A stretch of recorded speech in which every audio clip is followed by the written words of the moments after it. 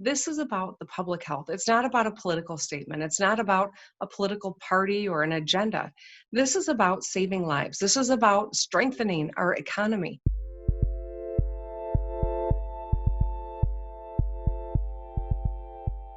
All right, Governor Whitmer, it's good to see you. So masks now are mandatory in the state of Michigan. Tell me so far how you see enforcement going, especially when you're seeing sheriff's departments around the state who are saying that they may not be actively enforcing this mandate. Well, I think the most important thing is how we see compliance going, and we have seen increased compliance across the state. I think that people understand we've made great strides with our experience with COVID-19. We were a hot spot, and as you look at what's happening in Florida or Texas, California, we know we don't want to take steps backward. And that's precisely why this mask mandate is so important. These strides that we've made, these businesses that we've been able to reopen, we want to keep them open. We don't want to have to move back. We want to keep the prospect that our kids can get back in school in 56 days. And so it's important that we all right now do what we can to combat the spread, because we do see spread all across the state. So we can't drop our guard. We've got to double down on our efforts to stay safe. And if we all do our part, we're going to be in a much stronger position going into the fall, and we can get our kids back in school. But if we don't, then we may end up looking like some of these other states. And that's the last thing I think any of us wants. Yeah, and I think it's really strange that masks have become political, but I think people are seeing more and more it's something that they need to do. But it gets me to thinking about now with businesses and people going in and masks being mandatory in businesses, that we're really putting a lot of onus on these business owners and then maybe workers on the front line to enforce that. We just had an incident happen on Tuesday morning in Southwest Lansing, violence of someone trying to say, hey, you've got to wear a mask, and then violence escalating out in the parking lot. Are we putting a lot of onus then on business owners now, or people to try to keep their cool heads when there's a lot of anger and frustration out there? I think every one of us is frustrated. I think that's a universal truth as well in this moment. And we've got to give each other a little bit of grace. We got to keep our wits about us. This is a virus, right? This virus doesn't travel, people travel. And when people are out and about, they can carry the virus with them. And so asking that people wear masks when they go into a business I mean, we're telling people they have to do that. No shirt, no shoes, no mask, no service. It's really that simple. This is about the public health. It's not about a political statement. It's not about a political party or an agenda. This is about saving lives. This is about strengthening our economy. Everyone who has seen the incredible toll that we have paid for COVID-19 spread in the early days knows it would be devastating for us to have to take steps backwards. And if our numbers continue in the direction they're headed, that's probably going to happen. That's what we're trying to avoid. We're tightening up now. And so ask that you give that clerk some grace. In many circumstances, we're talking about someone that is a teenager or in their early 20s, maybe later in life, making minimum wage, asking you to put on a mask for your safety, but also for theirs and for all of our families. That's what this is all about. These businesses that are newly engaged want to stay engaged, and that's why it's incumbent on them to make sure that they support their employees and create that culture where everyone's safe when they go into them. So you're talking about maybe having to take a step back. It gets me to thinking about some of these large gatherings that we're seeing, like what happened in Torch Lake over 4th of July, a house party in Washtenaw County. Is there any thought about, banning large group activities now, or is some different thoughts about some of these gatherings that we're seeing? Well, people aren't supposed to be gathering in groups that large. I mean, that's been on the books for a while. And the fact of the matter is, we know that when you are in close proximity to others, when people are projecting their voices because it's loud or it's a party or there's music, when people are not wearing masks, those are the prime conditions for the spread of COVID-19. And, I can't regulate every sandbar in the state, but what I can do is say, it's really incumbent on all of us to do our part.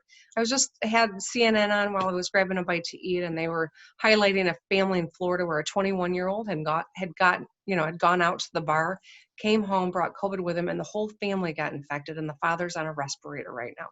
No one wants to see that. No one wants to do that. And that's the age group where we see so much spread. So every one of us has to do our part, because none of us is immune from this disease. And if we bring it home, it could be devastating for our families. So you really get to the heart of the matter there when I'm thinking about schools in the fall, because you talked about a 21-year-old coming home with the virus and then giving it to an older family member. And that's exactly a situation that we could be seeing in the fall when we have in-seat instruction for kids.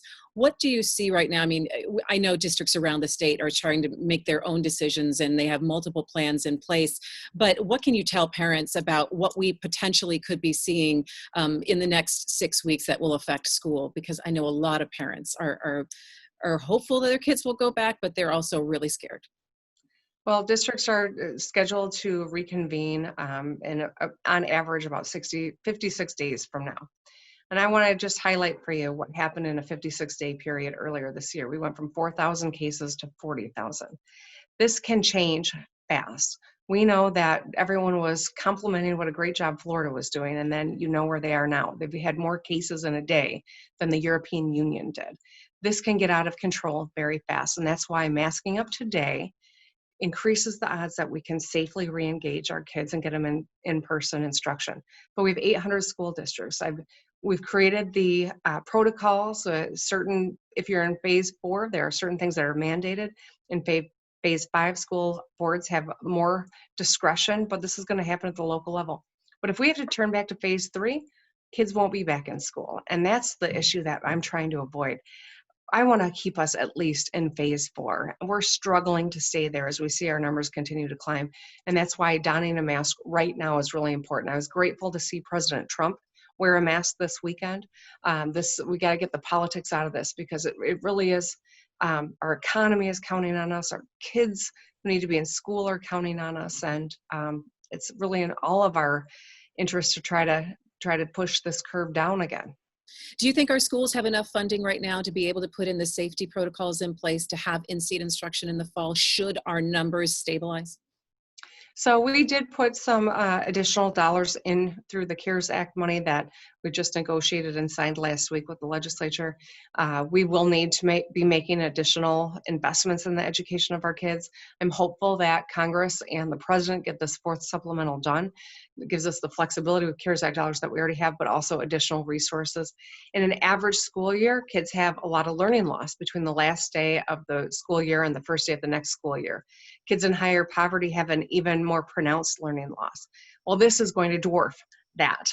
We know that the learning loss between when we close schools in March to when they'll reopen will be profound, and our kids are going to need additional wraparound supports. And that's precisely why we got to get this 4th supplemental out of Congress onto the president's desk and signed so that we can build that up as we reconvene schools, hopefully in the fall. Give me a big picture look, Governor Whitmer, about where we are in July and compared to maybe the Midwest states. I mean, we know what's happening in the South right now, but how would you put Michigan and where we stand and compared to Midwest? Well, there have been a number of studies that showed that our coronavirus response was one of the best in the nation. We certainly had a tough time with COVID-19 in March and April, but we got our arms around it, and the vast majority of people in our state took this seriously and did what we needed to do. We pushed that curve down, and at Memorial Day, we were one of only 2 states in the nation primed to contain the virus. Now, of course, some people have dropped their guard since then. Of course, some people have come into Michigan from out of state and brought COVID with them. And of course, we know what's going on, whether it's at a sandbar or a house party, that these events are happening. In order to make sure that we stay in phase 4 and don't have to move backward, we've got to take this seriously right now. 56 days is not that far away. What we do today will determine whether or not we're in a position to re-engage in the fall. And that's precisely why masking up is so critical, and extending the grace to people that are asking you to put your mask on, reminding you how important it is really important too. This is a tough time. We're going to get through it, but everyone's got to do their part. All right, Governor Whitmer, thanks so much. You can find more at onedetroitpbs.org or subscribe to our social media channels and sign up for our One Detroit newsletter.